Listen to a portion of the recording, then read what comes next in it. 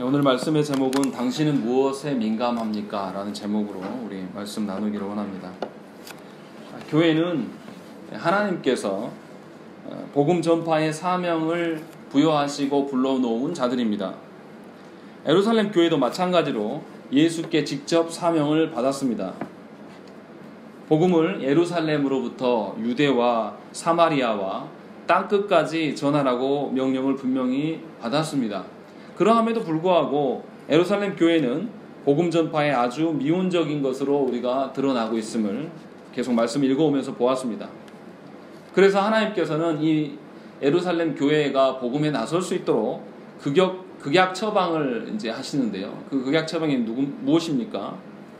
스데반의 순교를 통해서 예루살렘을 흩으십니다.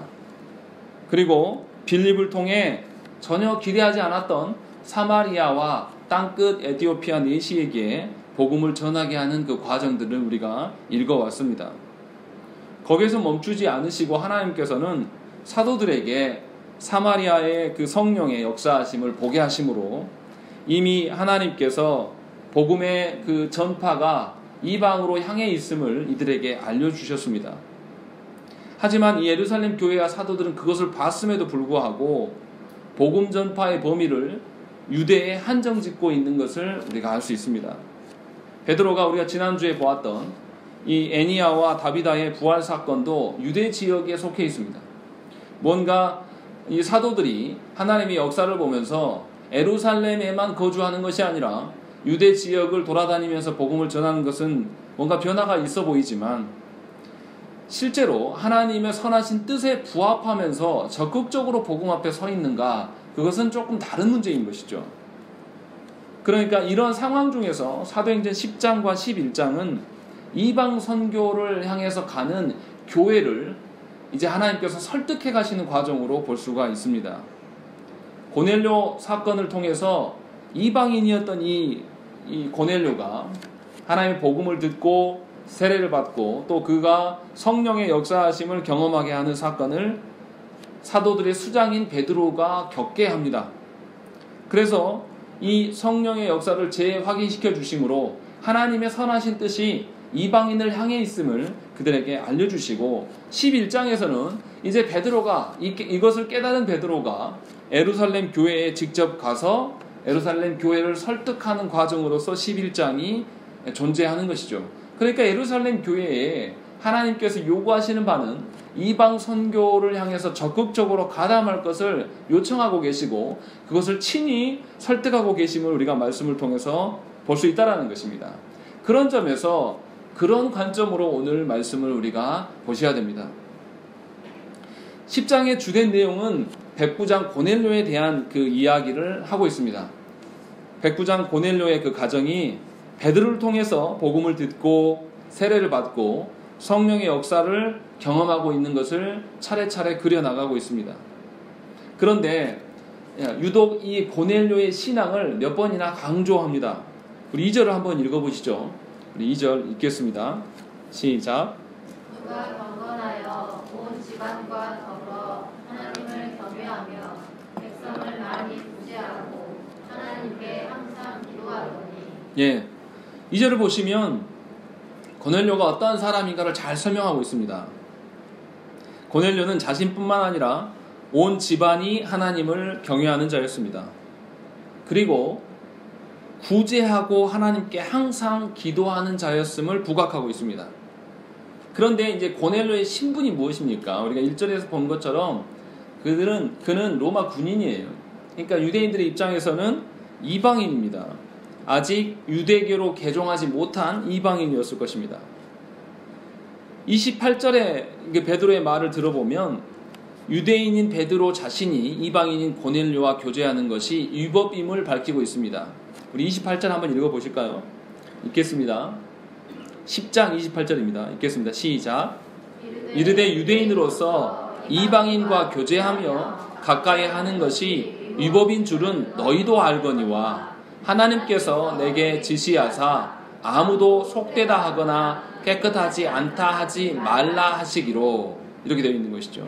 그러니까 이 베드로가, 유대인인 베드로가 이방인인 이 고넬료 가정에 머물면서 그들과 교제하는 것이 이미 율법에 어긋나는 일임을 알고 있었다라는 것이죠. 이게 고넬료도 그러니까 이방인이었음을 우리가 확실히 알 수 있는 것이죠. 그런데 놀라운 것은 이방인이었던 고넬료가 유대인 못지않은 기도 생활을 하고 있다라는 것이죠. 기도하는 시간에, 유대인들이 기도하는 시간에 기도하는 일에 적극이었고, 또 그가 기도 생활만 하는 것이 아니라 구제를 하고 있습니다. 누가는 왜 이 기도와 구제를 연결하고 있을까요? 이 부분이 우리가 한번 보셔야 될 부분인 것이죠.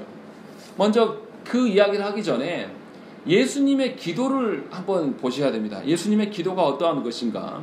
이 기도에 합당한 삶이 무엇인가를 예수님의 기도의 가르침을 통해서 우리가 한번 보셨으면 좋겠습니다. 우리 마태복음 6장 말씀 한번 찾아보시죠. 마태복음 6장 12절부터 15절까지의 말씀 우리 함께 교독하시겠습니다.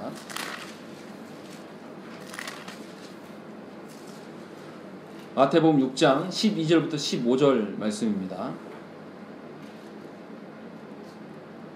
제가 먼저 12절 봅니다. 우리가 우리에게 죄 지은 자를 사하여 준 것 같이 우리 죄를 사하여 주시옵고 우리를 시험에 들게 하지 마시옵고 다만 악에서 구하시옵소서. 나라와 권세와 영광이 아버지께 영원히 있사옵나이다. 아멘. 너희가 사람의 잘못을 용서하면 너희 하늘 아버지께서도 너희 잘못을 용서하시려니와 너희가 사람의 잘못을 용서하지 아니하면 너희 아버지께서도 너희 잘못을 용서하지 아니하시리라. 아멘.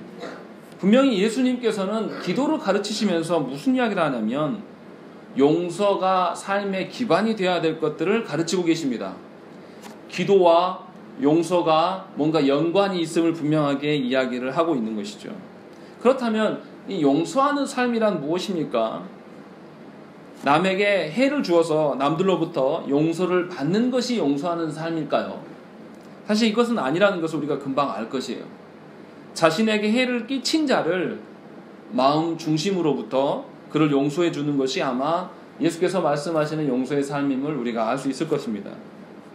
그러니까 기도 생활하는 데 있어서 남에게 해를 끼치는 것이 최소의 기준이 되어야 되는 것이고, 여기서 더 나아가는 것은 뭐냐면 용서를 베푸는 방향으로 우리가 가야 되는 것이 중간 정도의 기준이라고 할 수 있을 것이죠.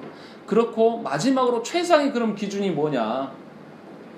남에게 해를 끼치는 게 아니라 남에게 유익을 주면서 남을 위하여 삶을 살고 그것을 기도하는 것, 이것이 용서하는 자의 최상의 방식이고 예수께서 가르치신 그 기도의 방식이라는 것을 우리가 알 수 있다는 것이죠.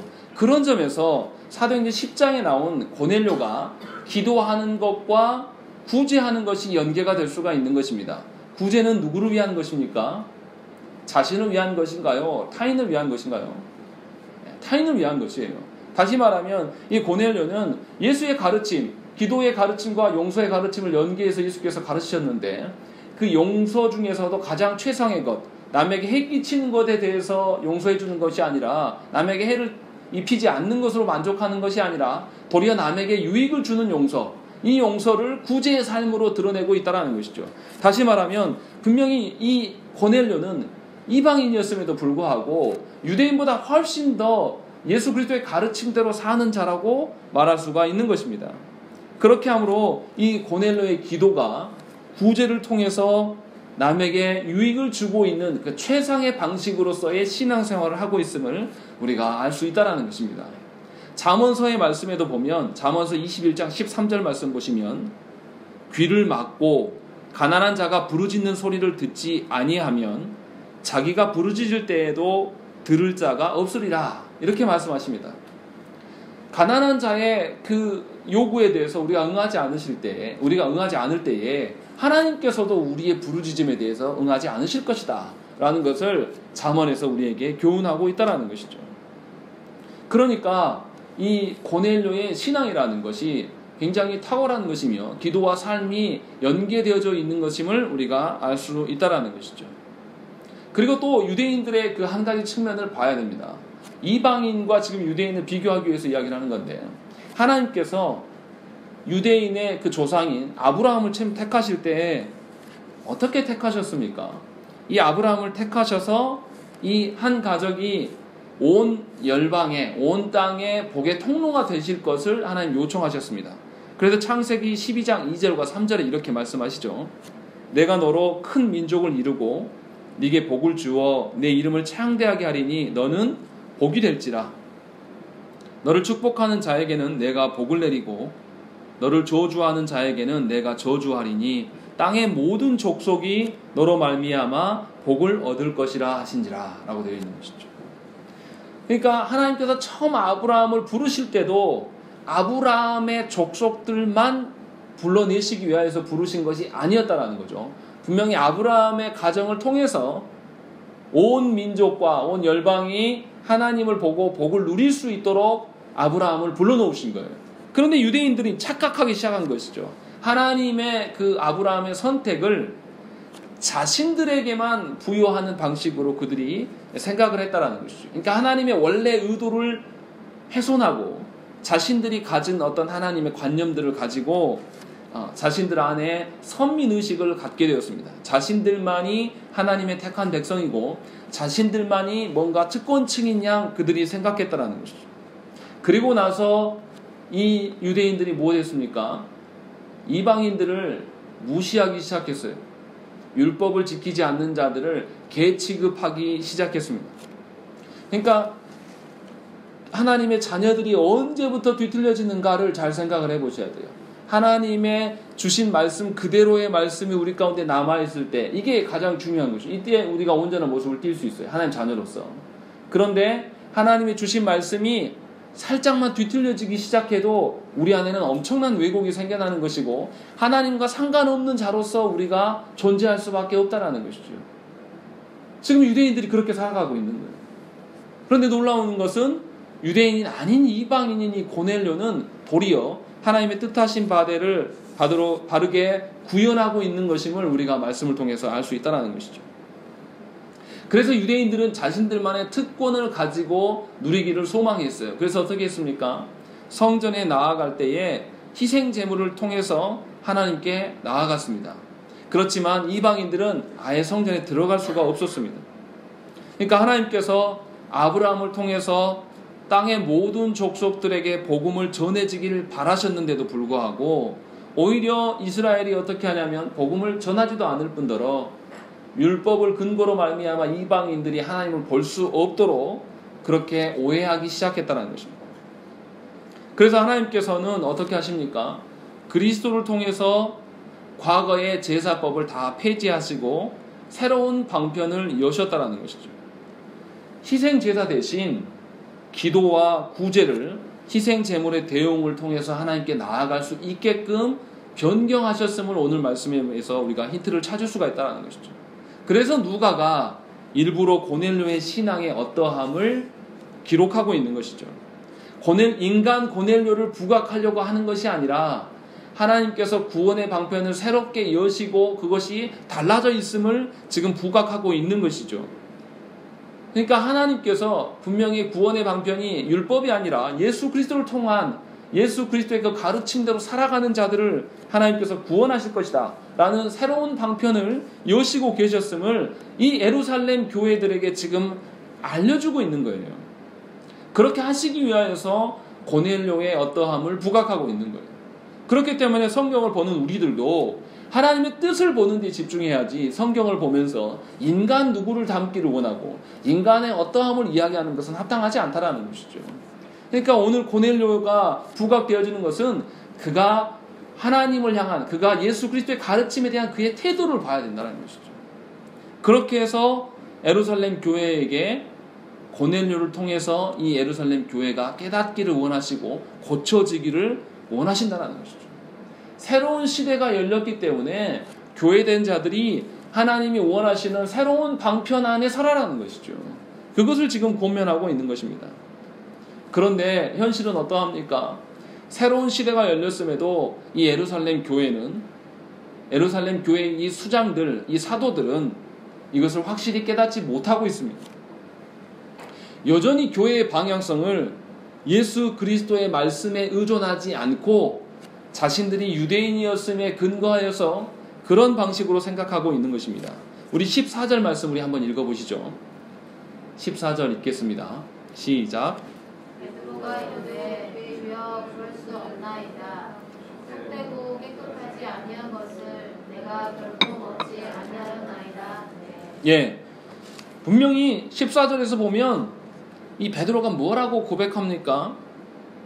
하나님께서 환상을 통해서 베드로가 가지고 있는 이 거룩한 것과 부정한 것들을 이 나누는 이원론, 이 이원론을 하나님께서는 깨트리시기를 원하시고 환상을 보여주고 계시는데, 이 베드로가 갖고 있는 선민의식을 깨트리시기 위해서 이 환상을 보여주시는데, 도리어 뭐라고 합니까? 하나님이 깨트리시고자 하는 것을 강하게 붙잡고 있는 것이죠. 그리고 하나님께 그것으로 따지고 있는 거죠. 한번 생각을 해보십시오. 하나님 앞에서의 그 거룩한 것이 중요한 것이지, 하나님이 거룩하면 거룩한 거예요. 하나님이 부정하다라고 말하면 부정한 것이 중요한 것이지, 기존의 내 관습과 내 태도대로 그것을 하나님께 따질 수가 있겠습니까? 우리식으로 적용하면 이런 거예요. 교회의 지도자들의 이 결정이 하나님의 결정보다 우선할 수 있겠습니까? 또 가정의 부모가 하나님의 결정보다 우선할 수 있겠습니까? 우리가 과연 교회의 보호를 받는 자들입니까? 아니면 하나님의 보호를 받는 자들입니까?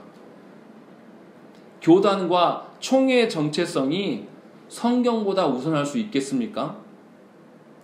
교단이나 교회의 전통 등은 하나님을 대변하는 것이 아니에요. 제가 말하는 건 비판하려고 하는 게 아니라 오로지 성경만이 하나님의 그 뜻을 대변하는 것임을 우리가 아셔야 된다는 것이죠. 내가 경험한 교회의 전통과 내가 어떤 가르침을 받은 어떤 사람 누군가를 의존하는 것이 과연 하나님께서 기뻐하실 것인가를 우리가 한번 생각을 해보셔야 돼요. 어쩌면 우리가 예루살렘 교회에 그런 자들일 가능성이 매우 높습니다. 내가 자라왔던 그 지지 기반에 근거하여서 하나님의 뜻을 거기에서 해석하려고 하는 것이 바로 이 예루살렘 교회가 갖고 있었던 한계예요.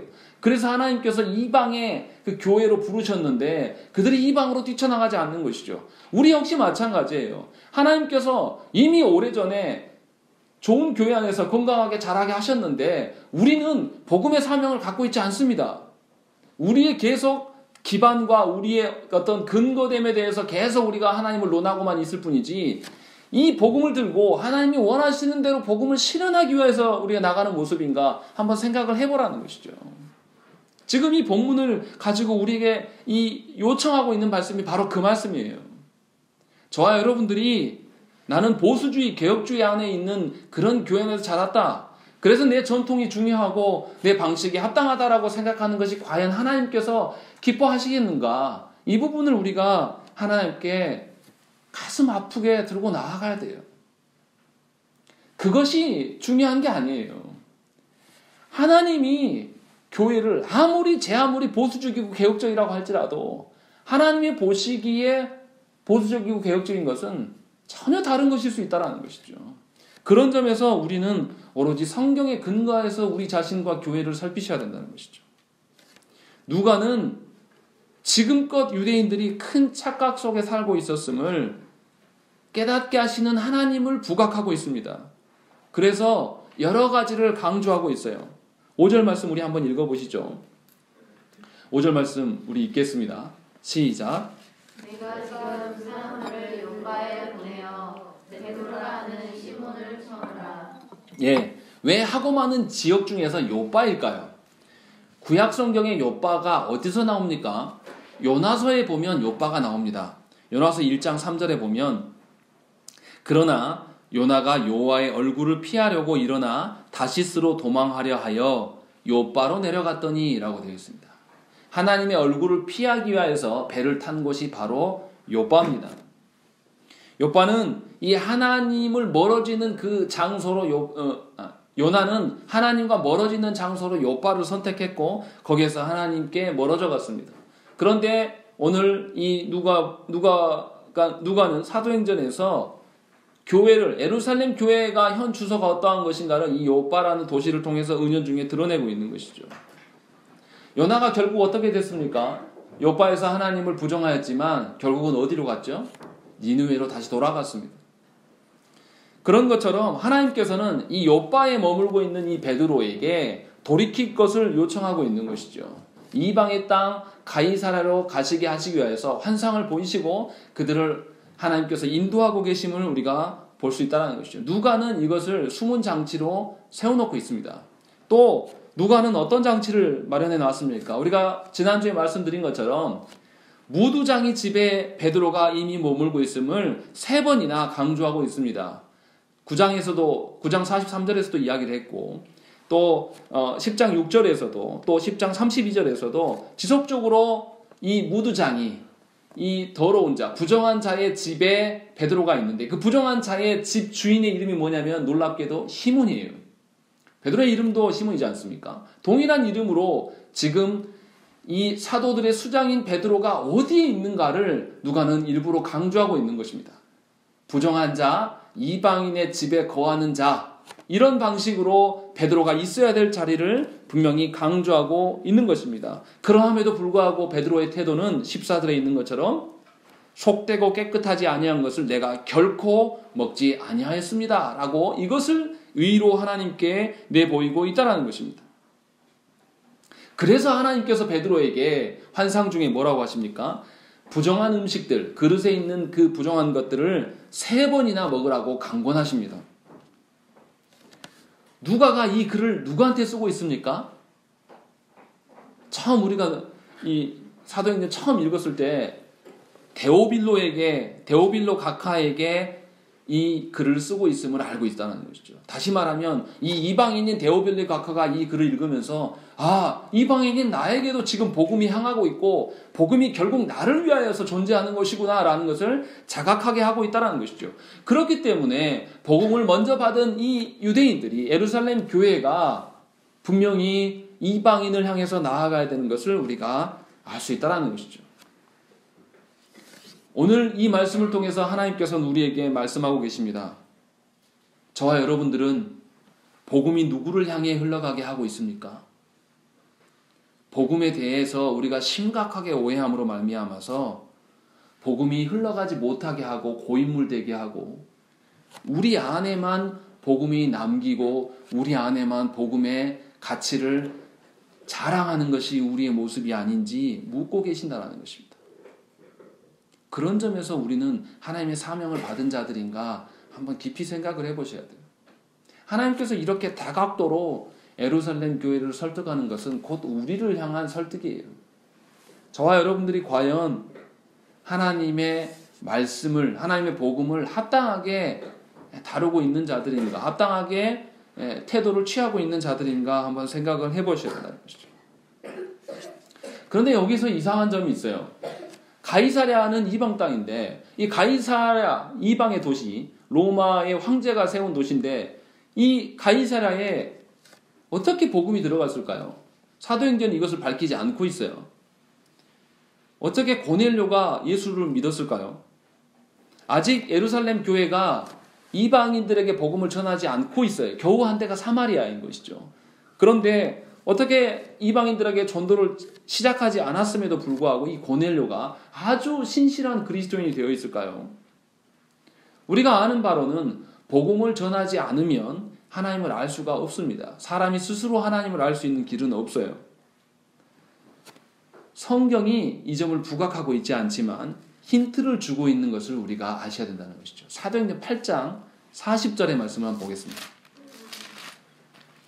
사도행전 8장 40절 우리 함께 읽겠습니다. 시작.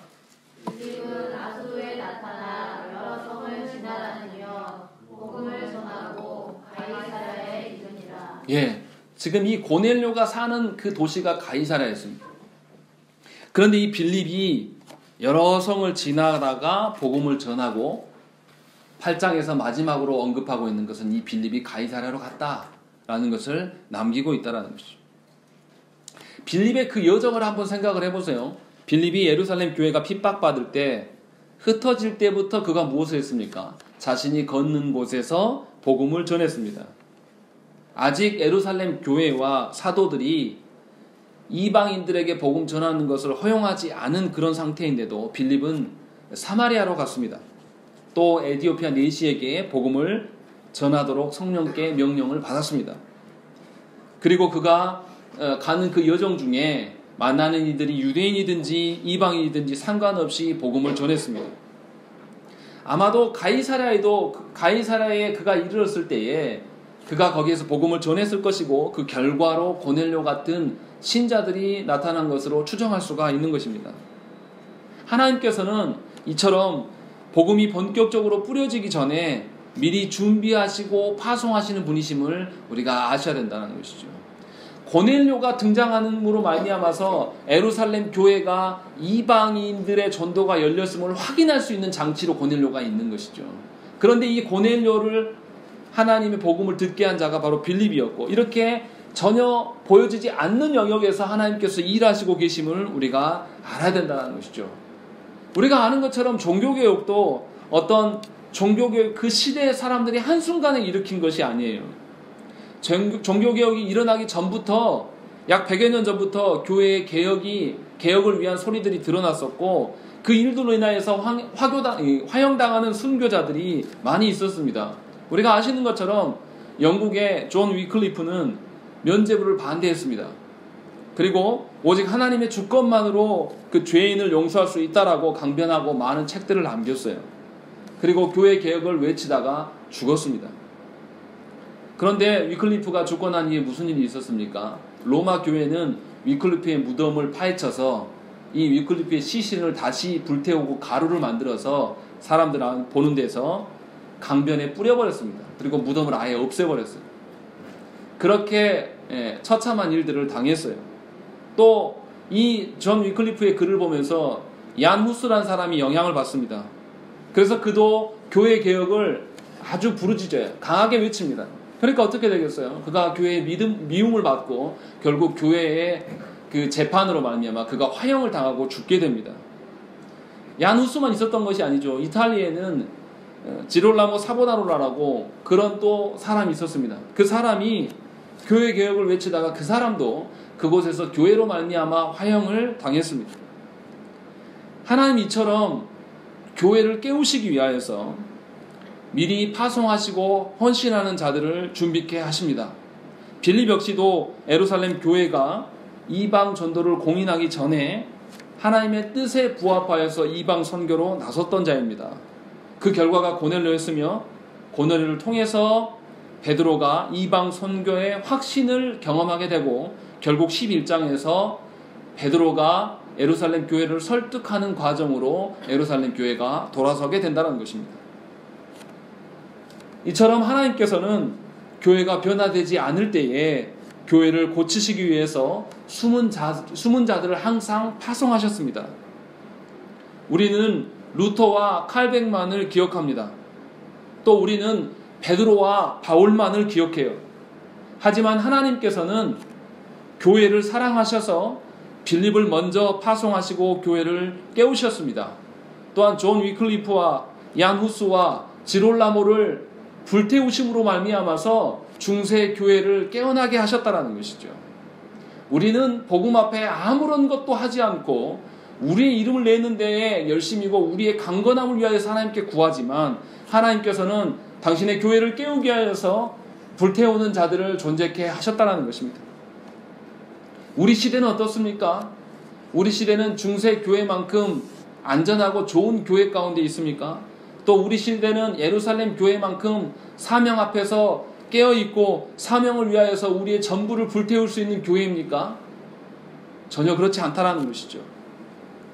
우리 시대의 교회의 그 타락상은 중세보다 훨씬 더해요. 소돔과 고모라 시대를 방불케 한다라는 이런 평가들이 수도 없이 드러납니다. 그래서 우리가 어떤 태도를 취합니까? 늘 교회를 비판하고 그 비판하는 소리를 듣기만 합니다. 그리고 그 비판으로 인하여서 절망합니다. 한숨만 쉬고 있는 것이죠. 하지만 하나님께서는 우리가 자각하지 못하는 그곳에서 우리를 깨우고 계심을 저와 여러분들이 아셔야 되는 것입니다. 하나님께서는 아직 깨어나지 못한 예루살렘 교회를 위해서 숨겨진 자들을 미리 보내셨습니다. 아직 성령의 체험이 없는 이 고넬료에게 하나님께서는 베드로를 청할 것을 요청하셨습니다. 또한 깨닫지 못하고 있는 이 베드로에게 성령을 통해서 환상을 보이셨습니다. 그러함에도 베드로가 의아해하고 있었기에 하나님께서는 다시 이 성령을 통하여서 베드로에게 깨우시고 베드로가 고넬료와 함께 고넬료를 찾아갈 것을 요청하고 있음을 볼 수가 있다는 것이죠. 베드로는 하나님께 전혀 요청하지도 않고 준비하지도 않고 있었습니다. 그런데 성령 하나님께서 주도적으로 그들을 이끌고 계심을 우리가 알 수 있습니다. 빌립 역시도 그러했습니다. 빌립이 사마리아로 내려갈 때도 또 광야로 갈 때도 하나님께서 그를 그쪽으로 가도록 유도하셨고 또 이 네시의 수레를 만났을 때 그 네시의 수레에 가까이 가서 복음을 전할 것을 성령께서 친히 주도하시고 지도하셨습니다. 이 성령의 주도적인 선교 사역에 민감한 사람만이 옛 시대의 사고를 뛰어넘어서 하나님의 뜻하신 바대로 설 수가 있음을 저와 여러분들이 아셔야 된다는 것입니다. 저와 여러분들은 이 시대 가운데 어떻게 서 있습니까? 여전히 깨어나야 할 자로 우리들이 서 있는 것일까요? 아니면 내 자신이 이미 깨어나서 하나님의 파송받기를 소망하면서 서 있으십니까? 우리는 둘 중에 어떤 자들이야 되겠습니까? 우리는 시대의 흐름과 유행에 대해서는 굉장히 민감합니다. 그러나 하나님의 선하신 뜻과 성령의 그 역사하심에 대해서는 아주 둔감한 자들입니다. 그런 점에 있어서 우리의 생각을 고치셔야 됩니다. 이 시대가 그러하기 때문에 비판만 하고 있고 좌절만 할 것이 아니라 어떻게 하면 나의 그 연약함에도 불구하고 하나님께서 원하시는 교회의 깨움과 자각을 위해서 내가 헌신되어 줄 수 있을 것인가를 하나님께 묻고 성령의 역사하심에 귀 기울이셔야 한다는 것이죠.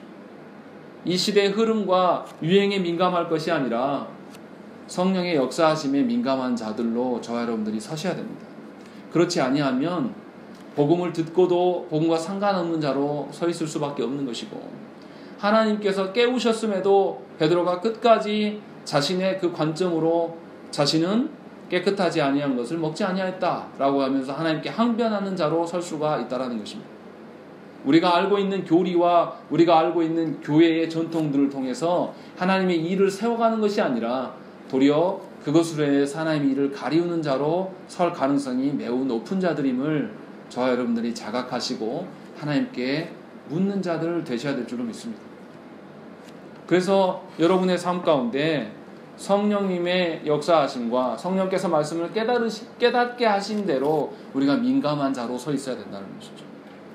이 시대의 흐름과 유행에 민감한 자가 아니라 이 땅에서 어떻게 하면 힘있고 강건하게 살 것에 민감한 것이 아니라 사탄에게 속아서 헛된 사단의 장난에 민감할 것이 아니라 성령님의 그 음성에 성령님의 그 말씀을 깨닫게 하심에 민감하는 저와 여러분 되시기를 간절히 축원합니다. 우리 함께 기도하겠습니다.